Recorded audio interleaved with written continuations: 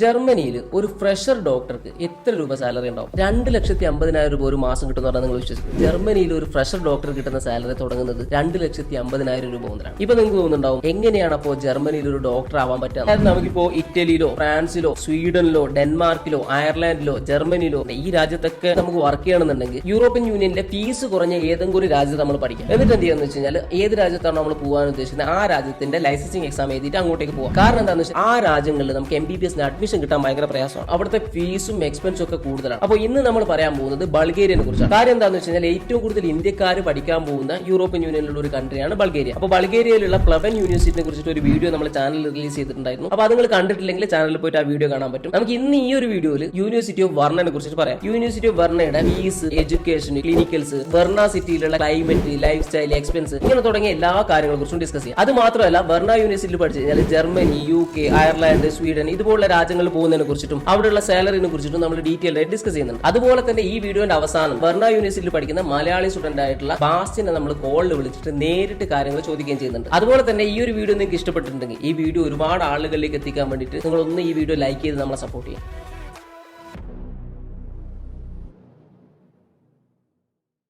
അപ്പൊ എല്ലാ വീഡിയോസിലും പറയുന്നത് പോലെ നമ്മൾ ഒരു യൂണിവേഴ്സിറ്റി ചൂസ് ചെയ്യുന്ന സമയത്ത് 3 കാര്യങ്ങളാണ് ശ്രദ്ധിക്കാനുള്ളത്. ഒന്നാമത്തത് NMC ഗൈഡ് ലൈൻസ്, രണ്ടാമത്തത് FMG പാസ് പെർസെന്റേജ്, മൂന്നാമത്തെ അക്രഡിറ്റേഷൻ. അപ്പൊ നമുക്ക് ആദ്യം NMC ഗൈഡ് ലൈൻസ് എടുക്കാം. എന്തിനാണ് NMC ഗൈഡ് ലൈൻസ് എടുക്കുന്നത് നമുക്ക് എല്ലാവർക്കും അറിയാം. നമുക്ക് ഇന്ത്യയിലേക്ക് തിരിച്ചു വന്ന് ഇന്ത്യയിൽ വർക്ക് ചെയ്യണമെങ്കിൽ NMC ഗൈഡ് ലൈൻസ് ഫോളോ ചെയ്യുന്ന യൂണിവേഴ്സിറ്റിയിലായിരിക്കും നമ്മൾ പഠിച്ചിരിക്കേണ്ടത്. അപ്പോൾ പ്രധാനപ്പെട്ട NMC ഗൈഡ് ലൈൻസ് എന്ന് പറയുന്നത് 4 എണ്ണമാണ്. ഒന്നാമത്തത് നമ്മുടെ കോഴ്സ് 54 മന്ത്സ് ഡ്യൂറേഷൻ ഉണ്ടായിരിക്കണം, പ്ലസ് 1 ഇയർ ഇന്റേൺഷിപ്പ്, അതായത് 12 മന്ത്സ് ഇന്റേൺഷിപ്പ് നമ്മൾ പഠിക്കുന്ന രാജ്യത്ത് പഠിക്കുന്ന യൂണിവേഴ്സിറ്റിന്റെ അണ്ടറിൽ ചെയ്യണം. ഇപ്പോൾ വെർണ യൂണിവേഴ്സിറ്റിന്റെ കേസ് എടുക്കുകയാണെങ്കിൽ വെർണയിൽ കോഴ്സ് എന്ന് പറയുന്നത് 5 വർഷമാണ് പ്ലസ് 1 ഇയർ ഇന്റേൺഷിപ്പ് ആണ്. അതായത് NMCയുടെ ഈ ഒരു റൂൾ വെർണ ഫോളോ ചെയ്യുന്നു. രണ്ടാമത്തെ NMC ഗൈഡ്ലൈൻസ് എന്താണെന്ന് വെച്ച് കഴിഞ്ഞാൽ നമ്മൾ പഠിക്കാൻ ഉദ്ദേശിക്കുന്ന യൂണിവേഴ്സിറ്റി WHO വേൾഡ് ഹെൽത്ത് ഓർഗനൈസേഷന്റെ ലിസ്റ്റിൽ ഉണ്ടാവുക എന്നുള്ളത്. ഇത് ചെക്ക് ചെയ്യാൻ വേണ്ടി നമുക്ക് www.doms.org എന്ന് പറഞ്ഞ വെബ്സൈറ്റിൽ പോയിട്ട് ബൾഗേറിയ ചൂസ് കഴിഞ്ഞാൽ അതിൽ നമുക്ക് വെർണ കാണാൻ പറ്റും. മൂന്നാമത്തെ NMCയുടെ ഗൈഡ്ലൈൻ എന്താണെന്ന് വെച്ച് കഴിഞ്ഞാൽ നമ്മുടെ എൻറ്റയർ കോഴ്സും ഇംഗ്ലീഷ് അല്ലായിരിക്കും എന്നുള്ളതാണ്. ഇതും നമുക്ക് www.doms.ന്റെ വെബ്സൈറ്റിൽ കാണാൻ പറ്റും. അതുപോലെ തന്നെ നാലാമത്തെ NMCയുടെ റൂൾ എന്താണെന്ന് വെച്ച് കഴിഞ്ഞാൽ നമ്മൾ ഒരു രാജ്യത്ത് MBBS പഠിക്കുകയാണെങ്കിൽ ആ രാജ്യത്ത് ഒരു ഡോക്ടറായിട്ട് വർക്ക് ചെയ്യാൻ ലൈസൻസ് കിട്ടാൻ എലിജിബിൾ ആയിട്ടുള്ള ഡിഗ്രി ആയിരിക്കണം നമ്മൾ എടുക്കേണ്ടത് എന്നുള്ളത്. നമ്മൾ ബൾഗേറിയയിൽ പഠിക്കുകയാണെങ്കിൽ നമ്മുടെ ഫൈനൽ എക്സാം കഴിയുന്ന സമയത്ത് നമുക്ക് ബൾഗേറിയയിൽ ഒരു ഡോക്ടറായിട്ട് വർക്ക് ചെയ്യാനുള്ള രജിസ്ട്രേഷൻ നമുക്ക് കിട്ടുന്നുണ്ട്. ഡോക്ടറായിട്ട് വർക്ക് ചെയ്യണമെന്നുണ്ടെങ്കിൽ നമ്മൾ അവിടുത്തെ ലാംഗ്വേജ് എക്സാം കൂടെ ക്ലിയർ ചെയ്യണം. അതായത് NMCയുടെ ഈ പ്രധാനപ്പെട്ട 4 നോംസും ബൾഗേറിയയിലെ വെർണ യൂണിവേഴ്സിറ്റി ഫോളോ ചെയ്യുന്നുണ്ട് എന്നുള്ളതാണ് അർത്ഥം. അപ്പൊ നമുക്ക് വെർണയിൽ പഠിച്ചു കഴിഞ്ഞാൽ ഇന്ത്യയിലേക്ക് തിരിച്ചൊന്ന് വർക്ക് ചെയ്യാൻ യാതൊരു ബുദ്ധിമുട്ടില്ല. ഇത് നമുക്ക് അറിയേണ്ടത് വെർണയുടെ FMG പാസ് പെർസെന്റേജ് ആണ്. പക്ഷെ നമ്മൾ വെർണയുടെ FMG പാസ് പെർസെന്റേജ് ചെക്ക് ചെയ്യുന്ന സമയത്ത് അത് കാണാൻ പറ്റില്ല. കാരണം എന്താണെന്ന് വെച്ചാൽ വെർണയിൽ പഠിച്ചിറങ്ങി ഇന്ത്യയിൽ വന്ന് FMG എക്സാം എഴുതിയ കുട്ടികൾ ഇല്ലാത്തതുകൊണ്ടാണ് നമ്മൾ കാണാത്തത്. അത് മാത്രമല്ല ഇവിടെ പറയാനുള്ള ഒരു പ്രധാനപ്പെട്ട കാര്യം ബൾഗേറിയയിൽ പഠിക്കുന്ന ഭൂരിഭാഗം കുട്ടികളും അയർലാൻഡ്, UK, ജർമ്മനി ഇതുപോലുള്ള രാജ്യങ്ങളിലാണ് സെറ്റിൽ ആവുന്നത്. ഇന്ത്യയിലേക്ക് തിരിച്ചു വരുന്ന കുട്ടികളുടെ എണ്ണം വളരെ കുറവാണ്. ഇനി നമ്മൾ ശ്രദ്ധിക്കേണ്ടത് വെർണ യൂണിവേഴ്സിറ്റിയുടെ അക്രഡിറ്റേഷൻ ആണ്. ഇവിടെ നമ്മൾ ശ്രദ്ധിക്കേണ്ട ഒരു പ്രധാനപ്പെട്ട കാര്യമുണ്ട്. മെയിൻ ആയിട്ട് നമ്മൾ ശ്രദ്ധിക്കേണ്ട അക്രഡിറ്റേഷൻ ഒന്നാമത്തത് ECFMG, രണ്ടാമത്തെ WFMG ആണ്. കാര്യം ECFMG ഉണ്ടെങ്കിൽ മാത്രമേ നമുക്ക് UK പോലുള്ള രാജ്യങ്ങളിൽ വർക്ക് ചെയ്യാൻ പറ്റുള്ളൂ. WDOMSൽ വെർണ യൂണിവേഴ്സിറ്റി എടുക്കുന്ന സമയത്ത് അതിൽ കാണാൻ പറ്റും വെർണ യൂണിവേഴ്സിറ്റിക്ക് ECFMG അക്രഡിറ്റേഷൻ ഉണ്ട് എന്നുള്ളത്. അതായത് UK പോലുള്ള രാജ്യങ്ങളിൽ വർക്ക് ചെയ്യാൻ ഒരു ബുദ്ധിമുട്ടില്ല. അപ്പൊ ഇത്രയും കാര്യങ്ങളാണ് യൂണിവേഴ്സിറ്റി ചൂസ് ചെയ്യുന്ന സമയത്ത് നമുക്ക് ശ്രദ്ധിക്കാനുള്ളത്. ഇനി നമുക്ക് വെർണ യൂണിവേഴ്സിറ്റിയിലെ എലിജിബിലിറ്റിയും അതുപോലെ അപ്ലിക്കേഷൻ പ്രോസസ് നോക്കാം. +2 ബയോളജി സയൻസിൽ കെമിസ്ട്രി, ഫിസിക്സ്, ബയോളജി 70% മാർക്ക് ഉണ്ടെങ്കിൽ നമ്മൾ വെർണ യൂണിവേഴ്സിറ്റിയിൽ അപ്ലിക്കേഷൻ കൊടുക്കാൻ എലിജിബിൾ ആണ്. നമ്മൾ അഡ്മിഷൻ പ്രോസസ് നോക്കുകയാണെങ്കിൽ ആദ്യം നമ്മൾ യൂണിവേഴ്സിറ്റിയിലേക്ക് അപ്ലിക്കേഷൻ ഫയൽ ചെയ്യുക. അതിനുശേഷം എന്ത് ചെയ്യാന്ന് വെച്ച് കഴിഞ്ഞാൽ യൂണിവേഴ്സിറ്റി നടത്തുന്ന ഒരു എൻട്രൻസ് എക്സാം ഉണ്ട്. ആ എൻട്രൻസ് എക്സാമിന്റെ ഫീസ് പേ ചെയ്തതിനു ശേഷം എൻട്രൻസ് എക്സാം അറ്റൻഡ് ചെയ്യാം. ഈ എൻട്രൻസ് എക്സാം എന്നൊക്കെ കേൾക്കുമ്പോൾ നിങ്ങൾ വല്ലാതെ പേടിക്കൊന്നും വേണ്ട. എൻട്രൻസ് എക്സാമിന്റെ പ്രീവിയസ് ഇയേഴ്സ് ക്വസ്റ്റ്യൻസും മെറ്റീരിയൽസ് ഒക്കെ നിങ്ങൾക്ക് തരും. അത് വെച്ച് റെഫർ ചെയ്ത് കഴിഞ്ഞാൽ നിങ്ങൾക്ക് ഈസി ആയിട്ട് ക്ലിയർ ചെയ്യാൻ പറ്റുന്നത്. എൻട്രൻസ് എക്സാം ക്ലിയർ ചെയ്ത് കഴിഞ്ഞാൽ നിങ്ങളുടെ അപ്പോസ്റ്റൽ ചെയ്ത സർട്ടിഫിക്കറ്റ്സും കാര്യങ്ങളൊക്കെ യൂണിവേഴ്സിറ്റിയിൽ സബ്മിറ്റ് ചെയ്ത് നിങ്ങൾക്ക് അഡ്മിഷൻ പ്രോസസ് കംപ്ലീറ്റ് ചെയ്യും. ഇനി നമുക്ക് വെർണ യൂണിവേഴ്സിറ്റിയിലെ ലൊക്കേഷനെ കുറിച്ച് പറയാം. കഴിഞ്ഞ വീഡിയോയിൽ അതായത് പ്ലവൻ യൂണിവേഴ്സിറ്റിന്റെ വീഡിയോയിൽ ഞാൻ പറഞ്ഞിരുന്നു പ്ലവൻ ഒരു ചെറിയ സിറ്റിയാണ്. പക്ഷെ വെർണയും അതുപോലെ തന്നെ സോഫിയയും അത്യാവശ്യം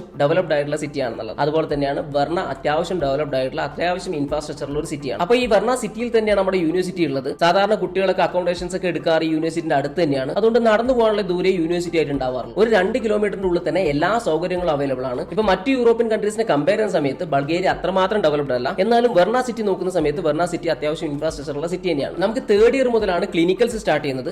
അതുവരെ നമുക്ക് യൂണിവേഴ്സിറ്റിയുടെ മെയിൻ ബിൽഡിംഗിലായിരിക്കും ക്ലാസ് ഉണ്ടാവും. ഈ മെയിൻ ബിൽഡിംഗിൽ നിന്ന് ക്ലിനിക്കൽസ് സ്റ്റാർട്ട് ചെയ്ത് കഴിഞ്ഞാൽ ഹോസ്പിറ്റലിലേക്ക് 2 കിലോമീറ്റർ ഡിസ്റ്റൻസേ ഉള്ളൂ. അതേപോലെ തന്നെ ബൾഗേറിയയിൽ ഭൂരിഭാഗം ആളുകളും സംസാരിക്കുന്നത് ബൾഗേറിയൻ ലാംഗ്വേജ് ആണ്. ഇംഗ്ലീഷ് അറിയുന്ന ആളുകൾ വളരെ കുറവാണ്. ഇപ്പൊ നമ്മൾ മാളിലൊക്കെ പോകുന്ന നേരം മാത്രമാണ് അവിടെയുള്ള ആൾക്കാർ ഇംഗ്ലീഷ് പറയുന്നത്. ഇപ്പൊ നോർമൽ ലോക്കൽ ഷോപ്പുകളിലൊക്കെ പോകുന്ന സമയത്ത് എല്ലാം ബൾഗേറിയൻ ആണ് പറയുന്നത്. പക്ഷെ നമുക്ക് ബൾഗേറിയയുടെ MBBS കോഴ്സിൽ ബൾഗേറിയൻ പഠിക്കാനുള്ളതുകൊണ്ട് തന്നെ നമുക്കതൊരു വലിയ ബുദ്ധിമുട്ടായിട്ട് തോന്നില്ല. നമ്മൾ കേരളത്തിൽ നിന്ന് വെർണയിലേക്ക് പോകുന്ന സമയത്ത് കേരളത്തിൽ സാധാരണ മിഡിൽ ഈസ്റ്റിലെ ഏതും കൺട്രിയിൽ നോർമലി ദുബായിലോ അല്ലെങ്കിൽ ഷാർജയിലോ പോയിട്ട് അവിടെ നിന്ന് വെർണയിലേക്ക് പോകാറാണ് ചെയ്യാറ്. വെർണ എയർപോർട്ടിൽ എത്തിക്കഴിഞ്ഞാൽ പിന്നെ ഒരു 10 മിനിറ്റ് ഡിസ്റ്റൻസ് മാത്രമേ നമുക്ക് യൂണിവേഴ്സിറ്റിയിലേക്ക്. ഇനി നമ്മൾ വർണ്ണ യൂണിവേഴ്സിറ്റിയിൽ എഡ്യൂക്കേഷൻ നോക്കുന്ന സമയത്ത് രാവിലെ 7 മണിന്റെയും വൈകുന്നേരം 6 മണിന്റെയും ഇടയിലാണ് ക്ലാസ് ഉണ്ടാവുക. ചില സമയത്ത് 7 ഉണ്ടാവും, ചില സമയത്ത് 9 ഉണ്ടാവും. ഇപ്പൊ 7 തുടങ്ങുന്ന ക്ലാസ് ആണെങ്കിൽ 9 കഴിയും. അത് കഴിഞ്ഞ് 2 മണിക്കൂർ ബ്രേക്ക് ഉണ്ടാവും. അത് കഴിഞ്ഞ് അടുത്ത ക്ലാസ്സുകൾ ഉണ്ടാവും. വർണ്ണയിൽ ലെക്ചർ ക്ലാസ്സുകൾ ഉണ്ടാവും, അതുപോലെ തന്നെ സെമിനാർ ക്ലാസ്സുകൾ ഉണ്ടാവും. ലെക്ചർ ക്ലാസ്സുകൾക്ക് വലിയ ഇമ്പോർട്ടൻസ് ഇല്ല, സെമിനാർ ക്ലാസ്സുകൾ കമ്പൽസറി ആയിട്ട് അറ്റൻഡ് ചെയ്യണം. അതുകൊണ്ട് തന്നെ സെമിനാർ ക്ലാസ്സുകൾക്ക് അറ്റൻഡൻസ് ഉണ്ട്. അതുപോലെ തന്നെ എല്ലാ 2 മാസം കൂടുന്ന സമയത്തും മിഡ് ടേം എക്സാം ഉണ്ടാവും. മിഡ് ടേം എക്സാമിന്റെ മാർക്ക് നമ്മുടെ ഫൈനൽ എക്സാമിൽ ആഡ് ചെയ്യും. ഇപ്പൊ ഫൈനൽ എക്സാം നോക്കുന്ന സമയത്ത് practicals, MCQ, oral, return test, ഇങ്ങനെ ഡിഫറെന്റ് ടൈപ്പ് ഓഫ് എക്സാംസ് ഉണ്ടാവും. ഇപ്പൊ നമ്മൾ തേർഡ് ഇയർ ഒക്കെ കഴിയുകയാണെങ്കിൽ നമുക്ക്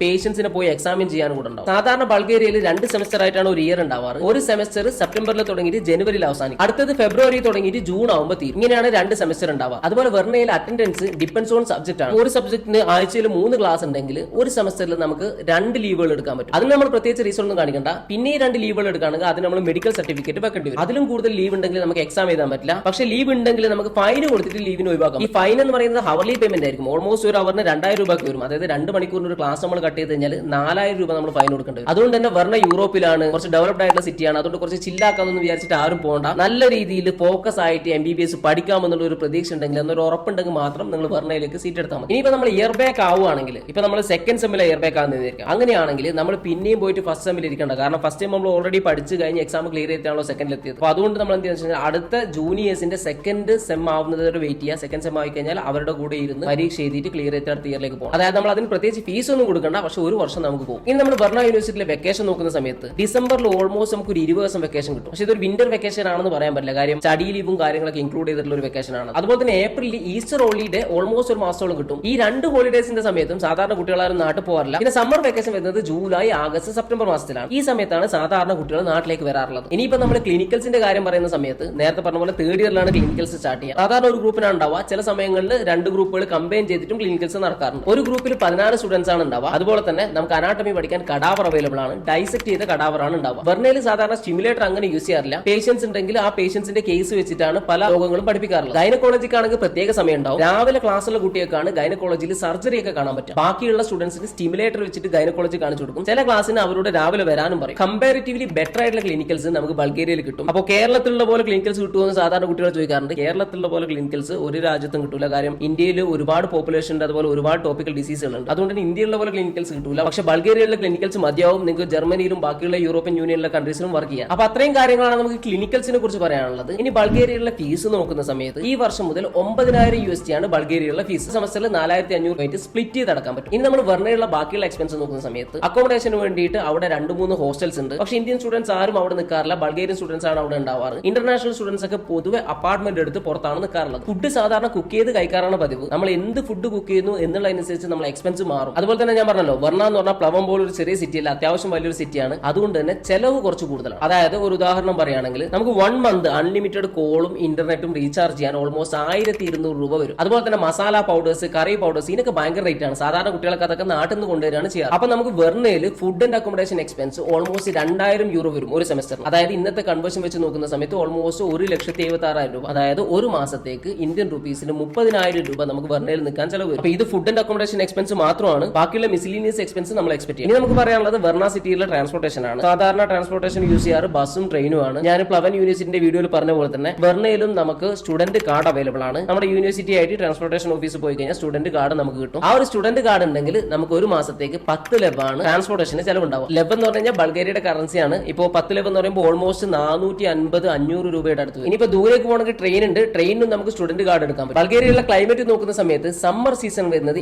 ഏപ്രിൽ ടു ഒക്ടോബർ ആണ്. അത്യാവശ്യം നല്ല ചൂടുണ്ടാവാറുണ്ട്. ഓൾമോസ്റ്റ് 38 ഡിഗ്രി സെൽഷ്യസ് ഒക്കെ ഉണ്ടാവാറുണ്ട്. ഇനി നമ്മൾ വിന്ററിലേക്ക് വരുന്ന സമയത്ത് ഓൾമോസ്റ്റ് -14 ഡിഗ്രി സെൽഷ്യസ് വരെയൊക്കെ തണുപ്പ് താവാറുണ്ട്. പക്ഷെ അതൊന്നും നമുക്കൊരു ബുദ്ധിമുട്ടുണ്ടാവില്ല. നമ്മൾ ജാക്കറ്റും ബൂട്ടൊക്കെ ഇട്ട് നടക്കുന്നതുകൊണ്ട് വലിയ പ്രശ്നങ്ങളൊന്നുമില്ല. ഇനി നമ്മൾ കഴിഞ്ഞ പ്ലവൻ യൂണിവേഴ്സിറ്റിയിൽ പറഞ്ഞ പോലെ തന്നെ പാർട്ട് ടൈം ജോബ് അവൈലബിൾ ആണോ ബൾഗേറിയയിൽ എന്ന് ചോദിച്ചു കഴിഞ്ഞാൽ നിങ്ങൾക്ക് പാർട്ട് ടൈം ജോബ് ചെയ്യാൻ സമയം കിട്ടൂല. കാര്യം നിങ്ങൾ പഠിക്കാൻ പോകുന്നത് MBBS ആണ്. നിങ്ങൾക്ക് എന്തെങ്കിലും ഒരു ഫ്രീ ടൈം ഉണ്ടെങ്കിൽ ആ സമയത്ത് ക്ലിനിക്കൽ എക്സ്പ്ലോഷർ എങ്ങനെയെങ്കിലും ഏതെങ്കിലും ഡോക്ടറെ കണക്ട് ചെയ്തിട്ട് ഏതെങ്കിലും ഹോസ്പിറ്റലിലെ സർജറിക്കോ കാര്യമോ അസിസ്റ്റൻസ് വാങ്ങാൻ പറ്റുമോ എന്ന് നോക്കുക. നിങ്ങൾ പാർട്ട് ടൈം ജോബിന് നോക്കിക്കഴിഞ്ഞാൽ നിങ്ങളുടെ MBBS എവിടെ എത്താണ്ടായി പോകും. അതുകൊണ്ട് തന്നെ നിങ്ങൾ കംപ്ലീറ്റ്ലി MBBSൽ ഫോക്കസ് ചെയ്യാൻ നോക്കാം. ഇനിയിപ്പോൾ നമുക്ക് ബൾഗേറിയയിൽ പഠിച്ചു കഴിഞ്ഞാൽ ബൾഗേറിയയിലെ വർക്ക് എലിജിബിലിറ്റി എങ്ങനെയാണെന്ന് നോക്കാം. ഈ ഒരു കാര്യത്തെ കുറിച്ച് നമ്മൾ ഡീറ്റെയിൽഡ് ആയിട്ട് പ്ലവൻ യൂണിവേഴ്സിറ്റിന്റെ വീഡിയോ ഡിസ്കസ് ചെയ്തിട്ടുണ്ട്. എന്നാണ് നമുക്ക് ഒന്നുകൂടെ പറയാം. ബൾഗേറിയയിൽ നമ്മൾ പഠിക്കുന്ന സമയത്ത് 5 വർഷത്തെ കോഴ്സും പ്ലസ് 1 ഇയർ ഇന്റേൺഷിപ്പും കഴിഞ്ഞാൽ തന്നെ നമുക്ക് ബൾഗേറിയയിൽ വർക്ക് ചെയ്യാനുള്ള പെർമിഷൻ കിട്ടുന്നുണ്ട്. അതിന്റെ കൂടെ നമ്മൾ ബൾഗേറിയൻ ലാംഗ്വേജ് എക്സാം ക്ലിയർ ചെയ്ത് കഴിഞ്ഞാൽ നമുക്ക് അവിടെ വർക്ക് ചെയ്യാൻ പറ്റും. അതായത് ബൾഗേറിയയുടെ ലൈസൻസിംഗ് എക്സാം ഒന്നും നമ്മൾ എഴുതേണ്ട കാര്യമില്ല. നമ്മൾ ബൾഗേറിയയുടെ ലാംഗ്വേജ് എക്സാം മാത്രം എഴുതിയാൽ. അങ്ങനെ നമ്മൾ ലാംഗ്വേജ് എക്സാം ക്ലിയർ ചെയ്യുകയാണെങ്കിൽ ബൾഗേറിയയിൽ ഒരു ഫ്രഷർ ഡോക്ടർ ഡോക്ടർക്ക് കിട്ടുന്നത് ഓൾമോസ്റ്റ് ഒരു 1000 euro to 1500 euro ആണ്. അതായത് ഇന്ത്യൻ റുപ്പീസിലേക്ക് വരുന്ന സമയത്ത് 80,000 രൂപത്തിന്റെയും 1,30,000 രൂപയുടെ ഇടയിൽ. ഇനിയിപ്പോൾ നമുക്ക് ബൾഗേറിയയിൽ യു ജി കഴിഞ്ഞിട്ട് പി ജി ചെയ്യണമെന്നുണ്ടെങ്കിൽ പി ജിയും ചെയ്യാൻ പറ്റും. പി ജി ചെയ്യാൻ നമുക്ക് ഓൾമോസ്റ്റ് 5000 to 6000 euro ആണ് ഫീസ് വരുന്നത്. സാധാരണ ബൾഗേറിയയിൽ പഠിച്ചു കഴിഞ്ഞാൽ ബൾഗേറിയയിൽ വർക്ക് ചെയ്യുന്ന ആൾക്കാർ കുറവാണ്. കാരണം എന്താണെന്ന് വെച്ചാൽ ബൾഗേറിയയിൽ ഉള്ളതിനേക്കാളും കമ്പാരിറ്റീവ്ലി ബെറ്റർ സാലറി കിട്ടുന്ന ഒരുപാട് യൂറോപ്യൻ രാജ്യങ്ങളുണ്ടല്ലോ. അപ്പോൾ അവിടത്തേക്ക് മൂവ് ആണ് ചെയ്യുക. ഇനിയിപ്പോൾ നമുക്ക് യു കെന്റെ കാര്യം നോക്കുകയാണെങ്കിൽ യു കെയിലേക്ക് പോകാൻ നമ്മൾ പ്ലാബ് എക്സാം ക്ലിയർ ചെയ്യേണ്ട ആവശ്യമില്ല. ജി എം സി രജിസ്ട്രേഷൻ നമുക്ക് ഡയറക്റ്റ് കിട്ടും. നമ്മൾ ഹോസ്പിറ്റലിൽ ഇന്റർവ്യൂ അറ്റൻഡ് ചെയ്ത് പോയാൽ മതി. യു കെയിൽ നമ്മൾ ഒരു ഫ്രഷർ ഡോക്ടറായിട്ട് പോകുകയാണെങ്കിൽ നമുക്ക് കിട്ടുന്ന സാലറി ഓൾമോസ്റ്റ് 2500 പൗണ്ട് ആയിരിക്കും. ഇന്ത്യൻ റുപ്പീസിലേക്ക് കൺവേർട്ട് ചെയ്യുന്ന സമയത്ത് ഒരു മാസത്തേക്ക് ഓൾമോസ്റ്റ് 2.5 lakh rupees. ഇനി യു കെയിൽ വർക്ക് ചെയ്യാൻ നമുക്ക് പ്ലാബ് വേണ്ടാവുന്നുള്ളൂ. പക്ഷേ IELTS OET നമ്മൾ ക്ലിയർ ചെയ്തിരിക്കണം കേട്ടോ. അങ്ങനെ നമ്മൾ യു കെയിൽ എത്തുന്ന സമയത്ത് ആദ്യം നമ്മൾ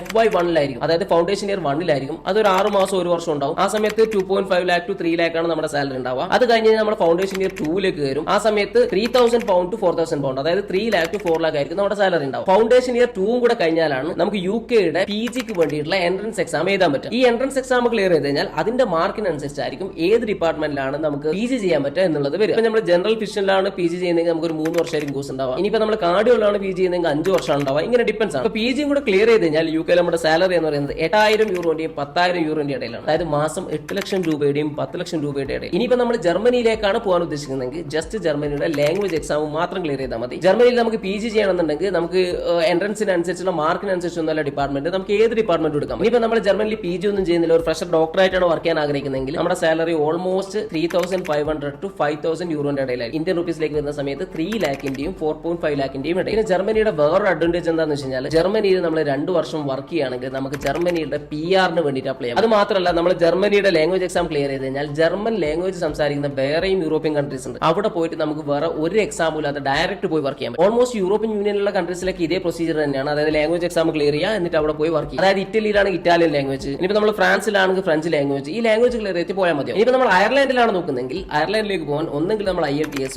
അല്ലെങ്കിൽ നമ്മൾ OET എക്സാം ക്ലിയർ ചെയ്യണം. അപ്പോൾ ഇത്രയും കാര്യങ്ങളാണ് വർണ്ണ യൂണിവേഴ്സിറ്റിനെ കുറിച്ച് നമുക്ക് പറയാനുണ്ടായിരുന്നത്. ഇനി നമുക്ക് വർണ്ണ യൂണിവേഴ്സിറ്റിയിൽ പഠിക്കുന്ന മലയാളി സ്റ്റുഡന്റ് ആയിട്ടുള്ള ബാസ്റ്റിനെ കോളിൽ വിളിച്ച് നേരിട്ട് കാര്യങ്ങൾ ചോദിച്ചു നോക്കാം. ഹലോ ബാസ്റ്റിൻ. ഹലോ ബാസ്റ്റിൻ, നമ്മളെ ഫോറിൻ ഡിഗ്രിയുടെ ഒരു വീഡിയോ എടുത്തുകൊണ്ടിരിക്കുകയായിരുന്നു. ആ സമയത്ത് ബാസ്റ്റിനോട് നേരിട്ട് കുറച്ച് കാര്യങ്ങൾ ചോദിക്കാമെന്നുള്ള രീതിയിൽ വിളിച്ചതാണ്. നമുക്കിപ്പോൾ സംസാരിച്ചുകൂടാ? തിരക്കില്ലല്ലോ? സംസാരിക്കാം, ഫ്രീ ആണ്. ഓക്കെ ബാസ്റ്റിൻ, പിന്നെ നമുക്ക് വർണ്ണ യൂണിവേഴ്സിറ്റിയിലുള്ള ക്ലാസും കാര്യങ്ങളൊക്കെ എങ്ങനെയാണ്? അതിന്റെ ടൈമിംഗ് ഒക്കെ എങ്ങനെയാണ്? എഡ്യൂക്കേഷൻ അങ്ങനെ ഇപ്പൊ രാവിലെ 7 മണി തൊട്ട് വൈകിട്ട് 6 മണി വരെ അങ്ങനെ ഒരു ഫിക്സഡ് ഷെഡ്യൂൾ അല്ല. ചിലപ്പോൾ രാവിലെ 7:30 ക്ലാസ് തുടങ്ങിയിട്ട് ഒരു 9:30 വരെ ക്ലാസ് കാണും. അത് കഴിഞ്ഞിട്ട് ചിലപ്പോൾ 2 മണിക്കൂർ ബ്രേക്ക് ആയിരിക്കും. പിന്നെ ക്ലാസ് ഉള്ളത് ചിലപ്പം ഒരു 12 മണിക്കൊക്കെ ആയിരിക്കുള്ളൂ. രാവിലെ തൊട്ട് വൈകിട്ട് വരെ ക്ലാസ് ഒന്നും അങ്ങനെ ഒരു സിസ്റ്റം അല്ല. പിന്നെ ഈ സെമിനാർ ഉണ്ട്, ലെക്ചർ ഉണ്ട്. ലെക്ചർ കമ്പൽസറി അല്ല, സെമിനാർ ആണ് കമ്പൽസറി. എവിടെയാണ് അറ്റൻഡൻസ് എടുക്കുന്നത്. എല്ലാ 2 മാസം കൂടുമ്പോഴും മിഡ് ടൈം എക്സാം ഉണ്ട്. അതിന്റെ മാർക്ക് ഫൈനൽ എക്സാമിന് അവർ കുറച്ചെടുക്കും. ഒരു 30% അതിന്റെ മാർക്ക് എടുക്കും. ഫൈനൽ എക്സാമിൽ എല്ലാം ഉണ്ട്. Practical, oral, written part, MCQ. പിന്നെ തേർഡ് ഇയർ തൊട്ടാണെങ്കിൽ പേഷ്യന്റിനെ പോയി എക്സാമിൻ ചെയ്യുന്നത് എല്ലാം ഉണ്ട്. ഓക്കെ, അതുപോലെ നമുക്കിപ്പോ വെർണയിലൊക്കെ ആണെങ്കിൽ നമ്മുടെ ക്ലാസ്സിൽ മലയാളികൾ മാത്രമായിരിക്കും, അല്ലെങ്കിൽ ഇന്ത്യക്കാർ മാത്രമായിരിക്കോ, അല്ലെങ്കിൽ ഇന്റർനാഷണൽ സ്റ്റുഡൻസും ഉണ്ടാവുമോ? ക്ലാസ്സിൽ എല്ലാ രാജ്യത്തു നിന്നുള്ള സ്റ്റുഡൻസ് ഉണ്ട്. ഞങ്ങളുടെ ക്ലാസ്സിൽ ഒരു ഗ്രൂപ്പായിട്ട് തിരിച്ചിരിക്കുന്നത്. ഒരു ഇയറിൽ ഓൾമോസ്റ്റ് 24 ഗ്രൂപ്പ്സ് ഉണ്ട്. ഒരു ഗ്രൂപ്പിൽ 12 to 14 സ്റ്റുഡൻസ് വെച്ച്. മലയാളികൾ തന്നെയുള്ള ഗ്രൂപ്പും ഉണ്ട്, മിക്സ്ഡ് ഗ്രൂപ്പ്സും ഉണ്ട്. ഞാനിപ്പോ പഠിക്കുന്നത് മിക്സ്ഡ് ഗ്രൂപ്പിലാണ്. മലയാളികളും ഉണ്ട്, പിന്നെ അതിൽ ബാക്കി രാജ്യത്തുനിന്നുള്ള സ്റ്റുഡൻസും ഉണ്ട്, ഇന്റർനാഷണൽ സ്റ്റുഡൻസും ഉണ്ട്. ഓക്കെ, അതുപോലെ വർണ്ണയിൽ നമുക്ക് ക്ലിനിക്കൽസും അതുപോലെ തന്നെ ഹോസ്പിറ്റൽസ് ഒക്കെ എങ്ങനെയാണ്? വർണ്ണയിൽ മെയിൻ ആയിട്ട് 2 ഹോസ്പിറ്റലേ ഉള്ളൂ. അതിലൊന്ന് സെന്റ് മറീന എന്ന് പറയുന്ന ഹോസ്പിറ്റലും ഒന്ന് സെന്റ് ആന എന്ന് പറയുന്ന ഹോസ്പിറ്റലും. രണ്ടും ഗവൺമെന്റ് ഹോസ്പിറ്റൽസ് ആണ്, യൂണിവേഴ്സിറ്റി ആയിട്ട് ലിങ്ക് ചെയ്തിരിക്കുന്ന ഹോസ്പിറ്റൽസ് ആണ്. സെന്റ് മറീന ഹോസ്പിറ്റലിലാണ് തേർഡ് ഇയർ തൊട്ട് നമുക്ക് പ്രാക്ടീസിന് പോകേണ്ടത്. എല്ലാ ഡിപ്പാർട്ട്മെന്റും മോസ്റ്റ്ലി അവിടെ തന്നെയാണ്. സെന്റ് ആന ഹോസ്പിറ്റലിൽ 1-2 ഡിപ്പാർട്ട്മെന്റ് ഉണ്ടാവും. ഗൈനക്കോളജി, ഓർത്തോപെഡിക്സ്, അങ്ങനെ 2 ഡിപ്പാർട്ട്മെന്റ് മാത്രമേ ഉള്ളൂ സെന്റ് ആന ഹോസ്പിറ്റലിൽ. ബാക്കിയെല്ലാം സെന്റ് മറീന എന്ന് പറയുന്ന മെയിൻ ഹോസ്പിറ്റലിൽ തന്നെയാണ്. ഓക്കെ, അതുപോലെ നമുക്ക് അവിടെ കടാവർ അവൈലബിൾ ആണോ അനാട്ടമി പഠിക്കാനൊക്കെ? കടാവർ അവൈലബിൾ ആണ്. ഫസ്റ്റ് ഇയർ സെക്കൻഡ് ഇയർ ആണ് കടാവറിൽ നമുക്ക് പ്രാക്ടീസ് ചെയ്യാനായിട്ടുള്ളത്. ബോൺസ് യൂസ് ചെയ്യുന്നത് എല്ലാം യൂസ് ചെയ്യാറുണ്ട്. 3D ക്ലാസ് ഉണ്ട്, വെർച്വൽ റിയാലിറ്റി ക്ലാസ്സുകളുണ്ട്, അതുപോലെ തന്നെ ബോൺസ് ഒറിജിനൽ കാണിക്കും, പ്ലാസ്റ്റിക് ഉണ്ട്, എല്ലാം ഉണ്ട്, എല്ലാം അവൈലബിൾ ആണ്. ഓക്കെ, അതുപോലെ വെർണയിലുള്ള ക്ലൈമറ്റ് എങ്ങനെയാണ്? നമ്മളിപ്പോ കേരളത്തിൽ നിന്ന് വരുന്ന കുട്ടികളാണല്ലോ, അവർക്ക് അഡ്ജസ്റ്റ് ചെയ്യാൻ പറ്റുന്ന രീതിയിലുള്ള ക്ലൈമറ്റ് ആണോ? ഇവിടെ ക്ലൈമറ്റ് അത്ര എക്സ്ട്രീമിലേക്ക് പോകാറില്ല. ഫസ്റ്റ് ഇയറിൽ ഞാൻ വന്നപ്പം -14 വരെ തണുപ്പായിട്ടുണ്ട്. അതൊരു 3-4 മന്ത്സ് ലാസ്റ്റ് ചെയ്തുള്ളൂ. November, December, Jan, February, March തൊട്ട് പിന്നെ സമ്മറാണ്. സമ്മറിൽ ഒരു 35-38 ഡിഗ്രി നാട്ടിലെ ഒരു ടെമ്പറേച്ചറിലേക്ക് പോകും. ആ സമയത്ത് മിക്കവാറും സമ്മർ വെക്കേഷൻ ആയതുകൊണ്ട് ഇവിടുത്തെ സ്റ്റുഡൻസ് എല്ലാം നാട്ടിൽ പോയിരിക്കും. സ്നോഫോൾ ഇല്ല താനും വർണ്ണയിൽ, കാരണം ഇത് സീയുടെ തൊട്ടടുത്ത് കിടക്കുന്നതുകൊണ്ട് ഇവിടെ സ്നോഫോൾ ഇല്ല. ഓക്കെ, അതുപോലെ ഇപ്പൊ കുട്ടികൾ അവിടെ എത്തിക്കഴിഞ്ഞാൽ എങ്ങനെയാണ് ഇവിടുന്ന് അയച്ചു കൊടുക്കുന്ന പൈസ അവിടെ എടുക്കാറുള്ളത്? നാട്ടിൽ നിന്ന് വരുന്ന പിള്ളേര് യൂഷ്വലി നോർമലി നാട്ടിലെ കാർഡ് തന്നെ ഇവിടെ യൂസ് ചെയ്യാറ്. നാട്ടിലെ ഏത് ബാങ്കിന്റെ ഫെഡറൽ ബാങ്ക്, SBI ഏത് കാർഡ് വേണേലും ഇവിടെ ഇന്റർനാഷണൽ ട്രാൻസാക്ഷൻ നാട്ടിൽ നിന്ന് തന്നെ ഓൺ ആക്കിയിട്ട് അല്ലെങ്കിൽ ബാങ്കുകാരോട് പറഞ്ഞ് ആക്ടിവേറ്റ് ചെയ്തിട്ട് ഇവിടെ വന്നു കഴിഞ്ഞാൽ ഇവിടെ ഏത് ATM-ലും അല്ലെങ്കിൽ ഏത് ഷോപ്പിലും ഐദർ കോൺടാക്ട്ലെസ് യൂസ് ചെയ്യാം, അല്ലെങ്കിൽ ATM-ൽ ഡയറക്റ്റ് ഇട്ട് പൈസ നമുക്ക് എടുക്കാം. അതല്ലെങ്കിൽ ഇവിടെ വന്നു കഴിഞ്ഞ് ഏതെങ്കിലും ഒരു ബാങ്ക് അക്കൗണ്ട് തുടങ്ങാം, അതിലേക്ക് നാട്ടിൽ നിന്ന് പൈസ സെൻഡ് ചെയ്യാം. അല്ലെങ്കിൽ ഓൺലൈൻ ബാങ്ക് അക്കൗണ്ട് എടുത്താലും മതി, റെവല്യൂട്ട് അല്ലെങ്കിൽ വൈസ അതുപോലത്തെ ഉള്ള ഏതെങ്കിലും അക്കൗണ്ട്. ഓക്കെ, അതുപോലെ സെമസ്റ്റർ എക്സാമും കാര്യങ്ങളൊക്കെ എങ്ങനെ വരുന്നത്? ഒരു ഇയറിൽ 2 സെം ഉണ്ട്. ഒരു സെമ്മ സെപ്റ്റംബറിൽ തുടങ്ങി ജനുവരി ആകുമ്പോഴത്തേക്കും തീരും. അടുത്ത സെം ഒരു ഫെബ്രുവരി തുടങ്ങി ജൂൺ ആകുമ്പോഴത്തേക്കും തീരും. അപ്പൊ ആദ്യത്തെ സെമ്മിന്റെ എക്സാം ജനുവരി ഫസ്റ്റ് വീക്ക് തുടങ്ങും, രണ്ടാമത്തെ സെമ്മിന്റെ എക്സാം ജൂൺ ഫസ്റ്റ് വീക്ക് തുടങ്ങും. ഓക്കെ, അതുപോലെ നമ്മുടെ ഇയർ ബാക്കിന്റെ ഡീറ്റെയിൽസ് എങ്ങനെയാണ്? നമ്മളിപ്പം ഫെയിൽ ആവുന്നത് ഒരു ഫസ്റ്റ് ഇയറിലെ സെക്കൻഡ് സെമ്മിലാന്ന് വിചാരിച്ചു. അപ്പം സെക്കൻഡ് സെം ഫെയിൽ ആയി, ഫസ്റ്റ് സെം നമ്മൾ ഓൾറെഡി പാസ് ആണല്ലോ. അപ്പൊ അടുത്ത juniors first year first sem complete ചെയ്യുന്നതാണ് വരെ നമുക്ക് അവരോട് ഇരിക്കേണ്ട ആവശ്യമില്ല. സെക്കൻഡ് സെം മാത്രം അവരോട് ഇരുന്നാൽ മതി.